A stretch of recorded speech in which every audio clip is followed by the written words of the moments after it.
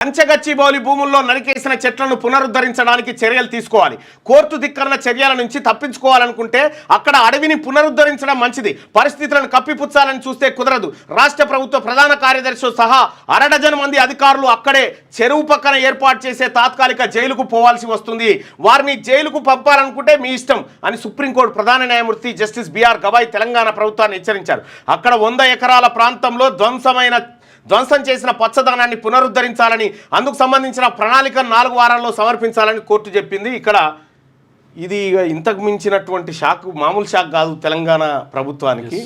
కంచగచ్చిబౌలిలో చెట్లు నరికి ఏది సుదీర్ఘ సెలవు ఉన్నటువంటి చూసి చెట్లు నరికివేయడంతో సుప్రీంకోర్టు ఆడ నరికిన చెట్లని మళ్ళీ పెట్టాలి, లేకపోతే ఆనే తాత్కాలిక జైలు కట్టి అలానే బంధిస్తాం మిమ్మల్ని అని చెప్తుంది. అంత సీరియస్ చెప్పింది. చాలా స్వల్పకాలంలో డజన్ల బుల్డోజర్లను పెట్టి కంచగచ్చిబౌలి భూముల్లో చెట్లను నరికేస్తారా? ఇదంతా ముందస్తు ప్రణాళిక ప్రకారమే జరిగినట్లు ప్రాథమికంగా కనిపిస్తోంది. 3 రోజుల వరుస సెలవులను చూసుకొని ఆ రోజుల్లో కోర్టులు అందుబాటులో ఉండవన్న విషయాన్ని సానుకూలంగా తీసుకున్నారట. రాష్ట్ర ప్రభుత్వ న్యాయవాదిని ఉద్దేశించి సిజేఐ జస్టిస్ బిఆర్ గవాయ్ చేసిన వ్యాఖ్యలు. ఇక ఆ భూములను అటవీ ప్రాంతంగా ప్రకటించాలి, సిఈసి సిఫార్సు సుప్రీంకు నివేదిక. అయిపోయింది. ఇక కంచగచ్చిబౌలి భూములలో ఏలు పెట్టని కూడా జాగా లేకుండా అవుతుంది.